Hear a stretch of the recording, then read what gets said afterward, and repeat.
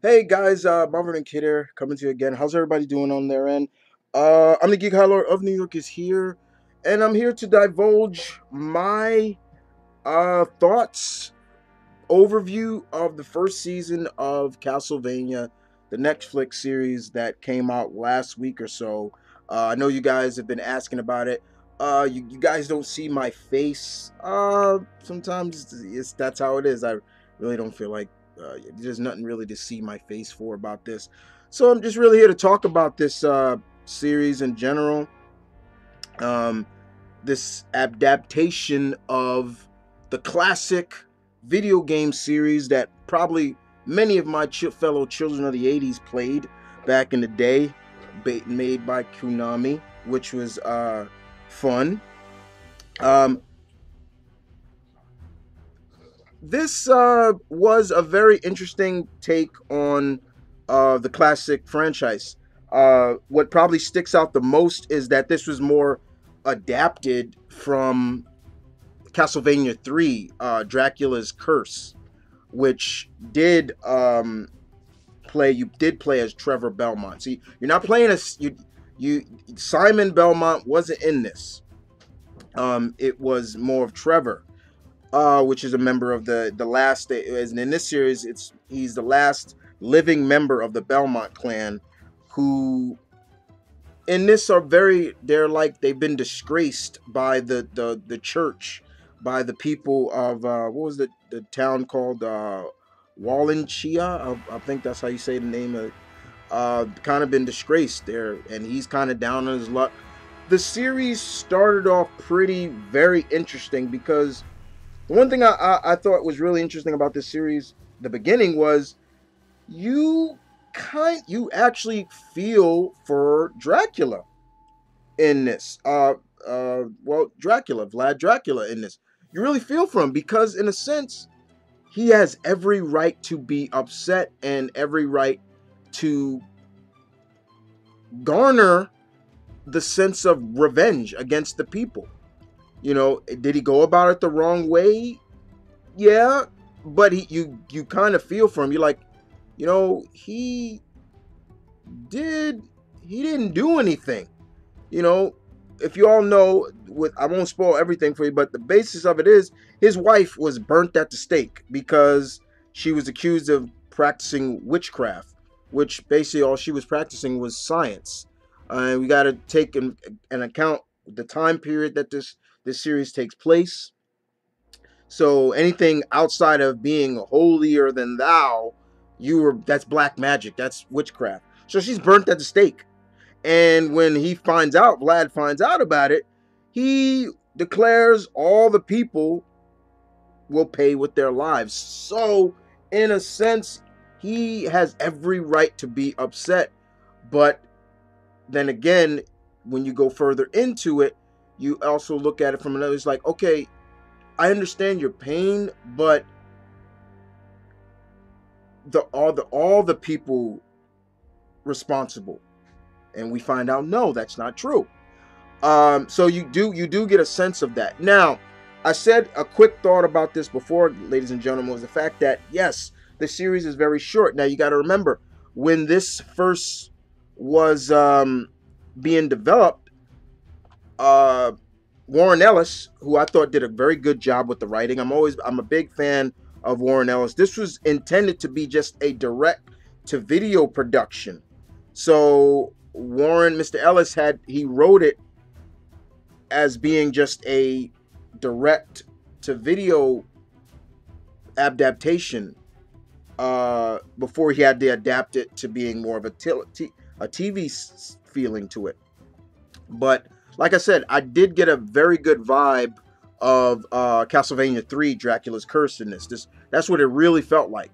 And correct me, guys, because I could be wrong on that. But yeah, I got a big vibe on that. Trevor Belmont was great, who was voiced by Richard Armitage, who played Guy Gisborne in the BBC Robin Hood. That's where I remember him from. He did a very good job. I thought he was great. Trevor came off like a guy that kind of lost his way because of his family being disgraced and it's just he just needs a nudge in the direction to find his way and to honor his family again. And we kind of see that in the course of these 4 episodes, that he kind of feels like, it almost is like he doesn't give a damn.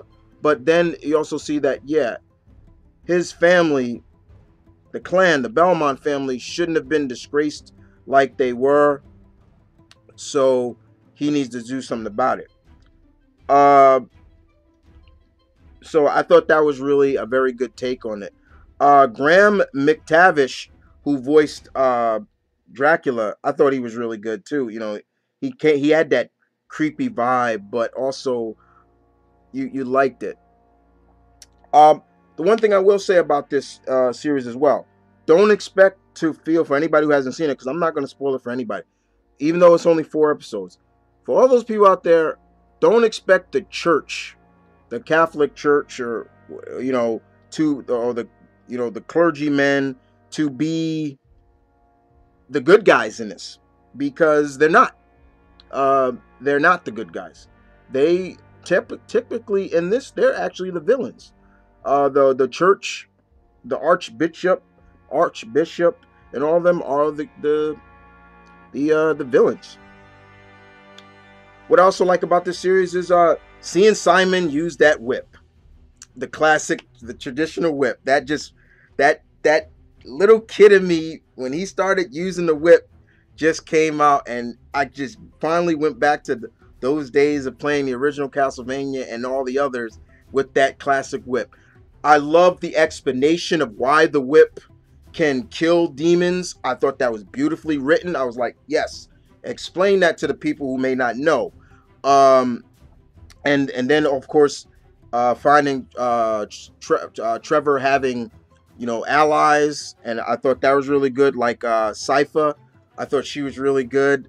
And of course, we did get to see at the end a certain somebody, a certain son, or I should say a certain Dampfire, who first appeared in Castlevania 3.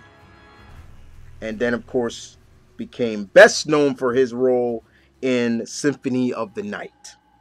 Yes, ladies and gentlemen, I think we all should know who I'm talking about. Alucard he made the appearance at the end, the son of Dracula, and his explanation of why he must stop his father was very good. I will admit that. I did like it, and it made my mouth water for more. I'm like, oh, okay, now we're getting somewhere. The fight between him and Trevor was great. I enjoyed that. But all in all, this was a good start. For any Castlevania fan out there that said they hated this, you're lying to yourself. I'm going to put that out there right now. You're lying to yourself. Because, let's face it, video game adaptations pretty much suck most of the time. But this stayed true to the series in general, and it gave you that Castlevania vibe that I was looking for. It had a very likely feel of my favorite vampire animes, like Vampire Hunter D. So I really enjoyed it, guys. But yes, it is short. I will admit that. It is very short. But Warren Ellis did a great job. Trevor Morris, who was the composer, the music composer, did a great job.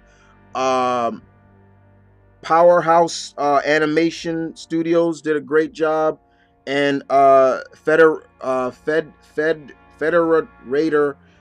Studios did a great job with the animation. I very much enjoyed this, guys.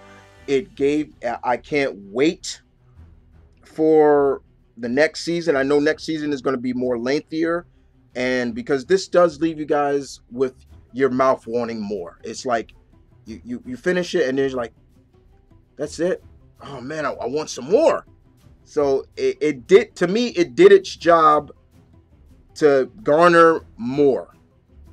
But other than that, guys, I very much enjoyed Castlevania. You guys tell me in the section below, what did you think of the series? Please leave out it was too short, because I think we all know, yeah, it was too short. But other than that, besides it being the length, what did you think of it? What did you think of the animation, the character development so far? Do you agree in the beginning with Dracula for his being the way he is? But other than that, thank you for listening. This is Mom Vernon Kid saying peace and love. Stay tuned. Keep it real. I'll see you guys next time with more. As always, you guys take care. I'm out.